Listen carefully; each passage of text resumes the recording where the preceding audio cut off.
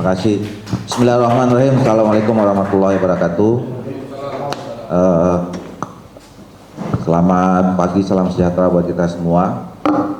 Prof. Jimli Asyidiki yang sama-sama kita hormati dan kita banggakan, Mas Budiman Tanurjo dan seluruh teman-teman peserta diskusi PCB, sebagian besar teman-teman media, Saudara Zainal, terima kasih banyak. Saya singkat saja mau mengantarkan bahwa tadi menegaskan Bang Jimli bahwa ini memang sengaja kita buat pagi. Karena tadi itu mau mengesankan bahwa bicara politik itu jangan di tempat gelap, jangan juga begadang-begadang terus gitu ya. Jadi kita pagi hari.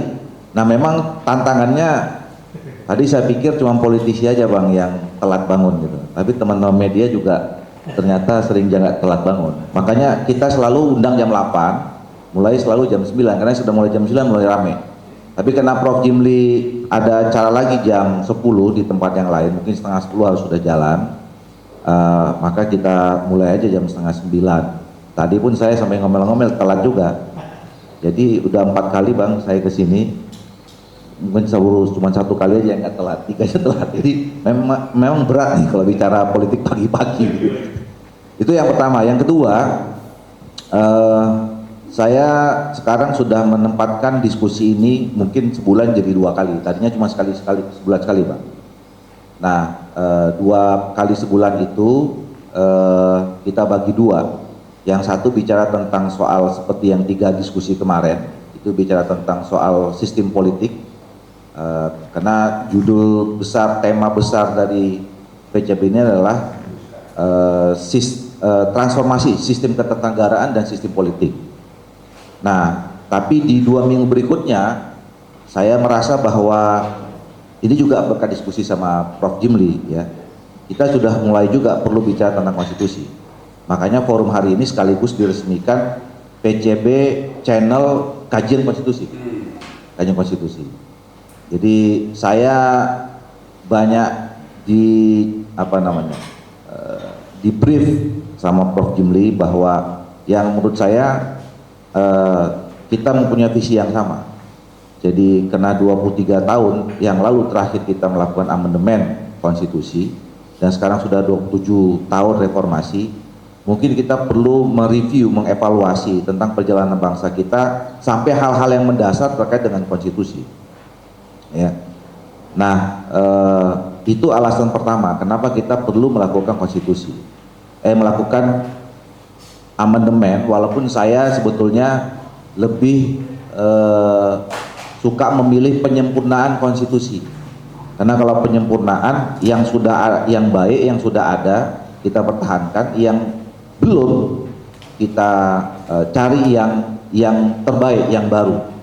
Ini juga sekaligus untuk menghindari dan menyatakan bahwa saya tidak setuju kita balik lagi ke yang pertama gitu ya kan, karena ada perjuangan tentang konstitusi ini, ada yang amandemen kelima, ada yang kembali kepada Undang-Undang Dasar 1945. Nah standing position saya dan standing position forum ini itu tidak kembali lagi gitu, tapi kita mau moving forward, kita mau lihat ke depan apa yang ideal melihat fakta hari ini yang mungkin masih ada kekurangannya.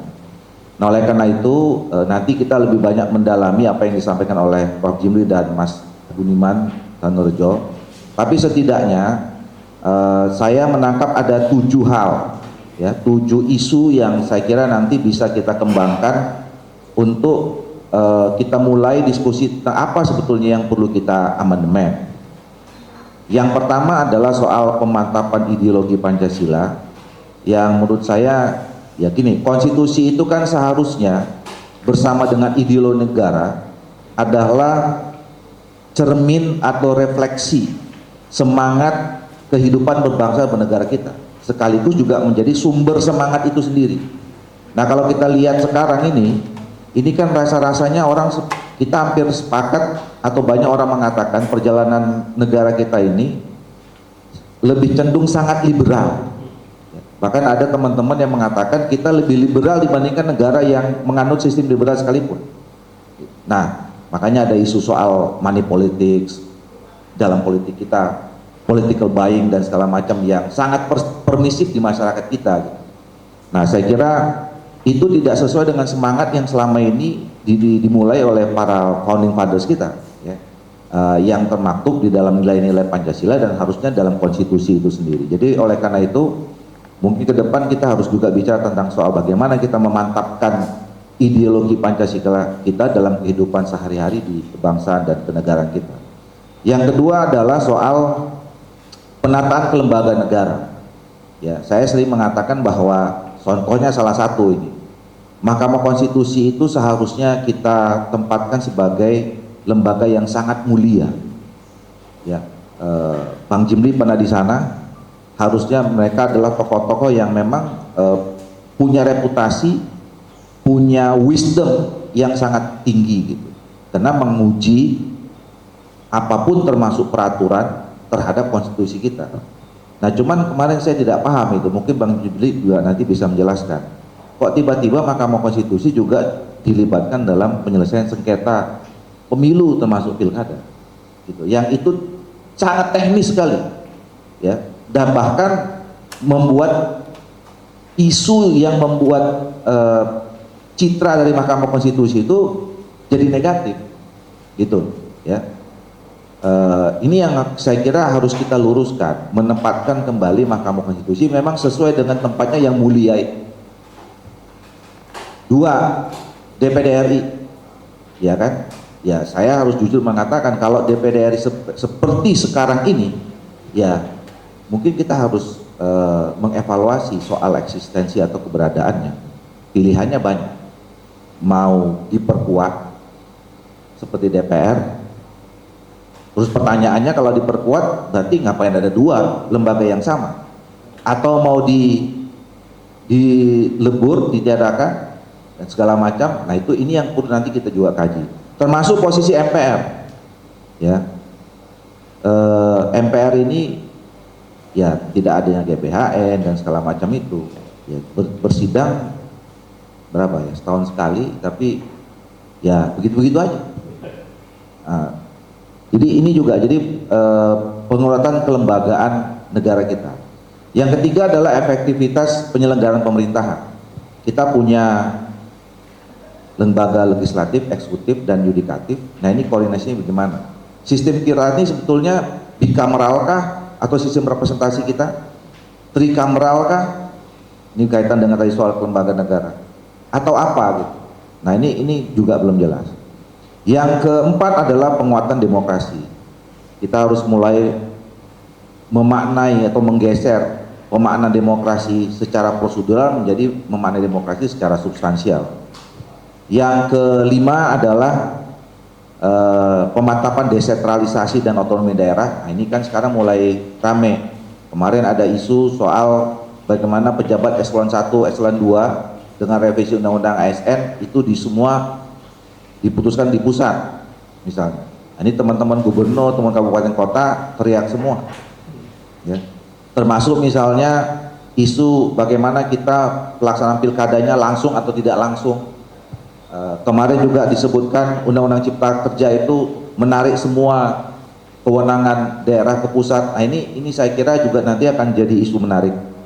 Yang keenam adalah soal pemerataan ekonomi, tentang ya apa namanya, demokrasi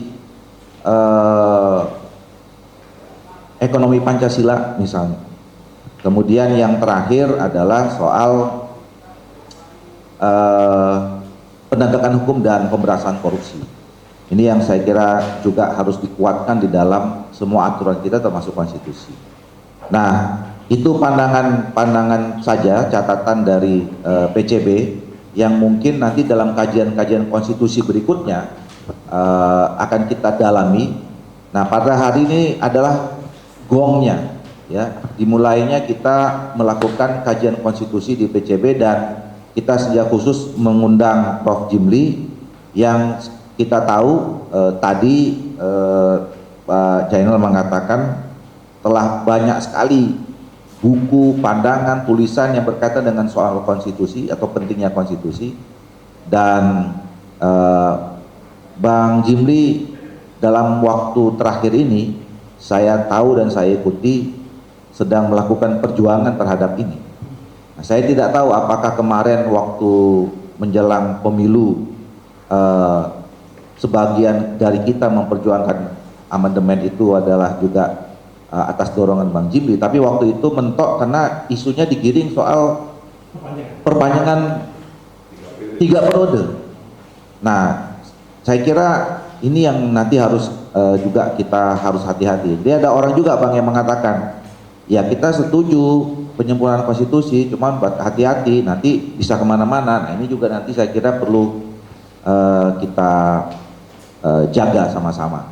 Makanya ini harus melibatkan banyak stakeholder, banyak publik. Itu juga kenapa kita undang Mas Budiman. Jadi, nah Mas Budiman ini juga selain yang tadi, beliau ini sekarang sedang menuju jadi ahli politik juga. Jadi sedang ngambil S3 di UNAS Mas ya, di UNAS. Saya sudah baca 3 kali tulisannya di Kompas, luar biasa. Makanya saya bilang sama Jenderal, kita undang Mas Budiman yang mungkin juga, dan ternyata tadi peraih itu 10 tahun 12 tahun yang lalu ya. Mudah-mudahan ini menjadi melengkapi semua diskusi kita pada pagi hari ini. Jadi sekali lagi terima kasih Prof. Jimli Asyidiki, tepuk tangan. Kemudian Mas Budiman. Nah sekaligus hari ini Bang, ini buku ke-10 saya. Ini disertasi saya. Jadi disertasi saya itu tentang Pancasila, Bang. Kenapa dasarnya waktu itu? Semua orang mengatakan mencemooh saya waktu itu.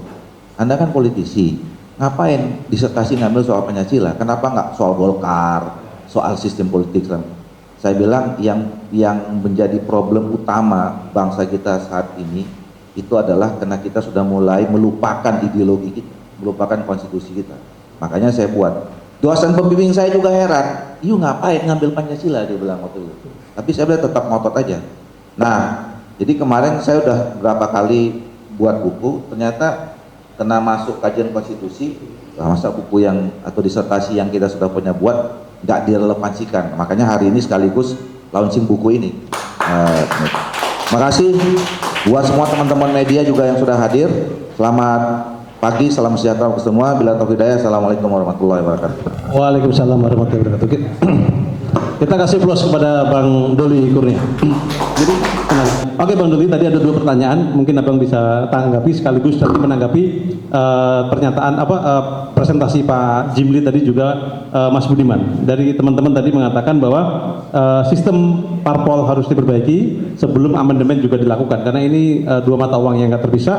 Terus yang kedua adalah tadi PCB dianggap memberikan edukasi, tidak hanya show terhadap isu-isu yang seksi gitu, tapi kita masuk ke dalam. Terima kasih. Setelah itu sebagai founder, maksudnya saya tadi Abang di dalam saya sampaikan gitu.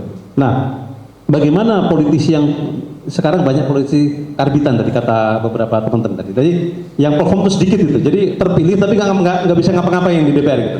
Ya tentu kecuali Bang Doli lah gitu ya, yang lain. Nah mungkin itu Bang, selain menanggapi presentasi Mas Budiman dan Prof. Jimli tadi sekalian. Sesi terakhir, makasih. Ya, tentu kita berterima kasih kepada Mas Budiman dan Prof. Jimli yang hari ini hadir memberikan pencerahan kepada kita semua. Saya mau ambil beberapa kosakata yang disampaikan Pak Mas Budiman tadi soal mulai dari 2045. Tentu kita punya hope, ya, punya harapan, punya mimpi yang besar. Indonesia tahun 2045 itu betul-betul menjadi Indonesia yang kita cita-citakan. Jadi semua masalah yang disampaikan oleh Mas Budiman tadi itu tentu kita berharap 2024 nggak ada lagi. Nah, oleh karena itu kita punya sisa 20 tahun untuk memperbaiki, dan saya ingin mengajak melalui forum ini, perbaikan itu harus komprehensif, harus holistik, harus menyeluruh gitu. Mulai dari hal yang paling teknis sampai hal yang paling mendasar. Nah, yang mendasar kita itu adalah soal konstitusi. Gitu. Nah, tadi Prof. Jimli menjelaskan bahwa ternyata problem-problem day to day yang kita hadapi itu bisa jadi bermasalah mulai dari masalah yang paling mendasar di konstitusinya, gitu ya. Nah ini yang saya kira nanti kita harus bedah terus di dalam forum-forum seperti ini, ya. Jadi itu yang pertama. Yang kedua, dari sekian masalah yang disampaikan oleh Mas Budiman tadi, saya mungkin termasuk orang yang ada di pusaran masalah itu. Ya tadi berkali-kali Mas Budiman mengatakan DPR terjadi diskoneksitas itu kan ya salah satunya mungkin kita.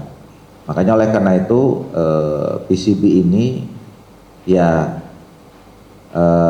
buat saya ini forum yang membuat supaya saya dan teman-teman itu tidak kehilangan sensitivitas, ya,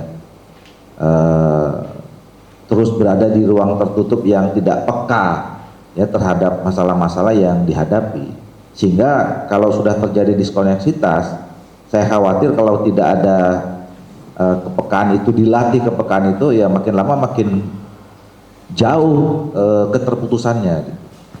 Nah oleh karena itu tentu kami sangat berharap sebetulnya ya banyak teman-teman DPR yang lain juga membuat forum-forum yang sama seperti ini gitu ya.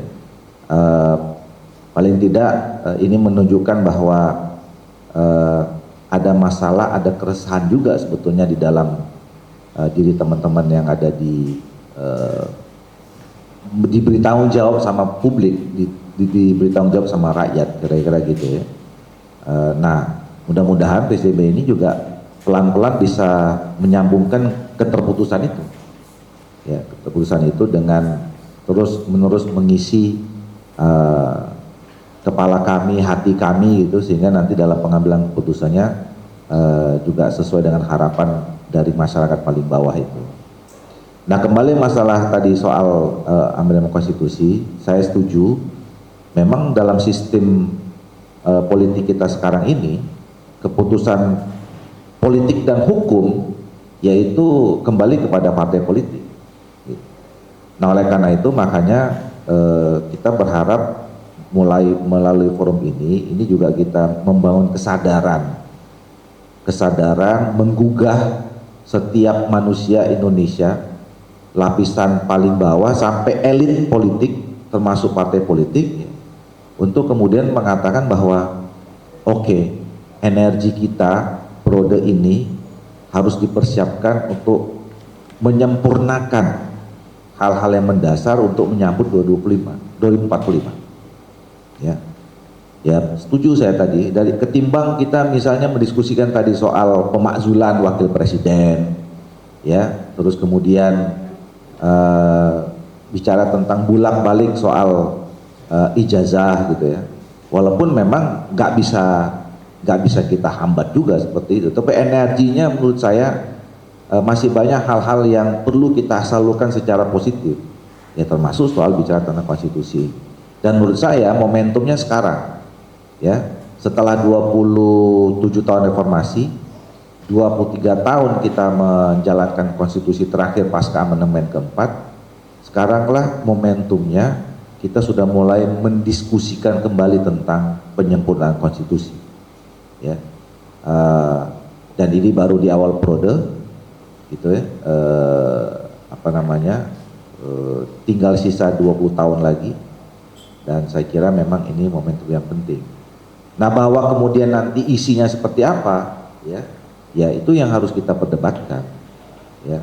Kontennya seperti apa, ya tadi Prof. Jimli mengusulkan ada 15 isu, sekarang baru sampai 5. Saya tadi bilang ada 7 gitu. Pasti Mas Budiman kalau dieksplor lagi punya yang lain, publik masyarakat juga mungkin punya yang lain lagi gitu, ya.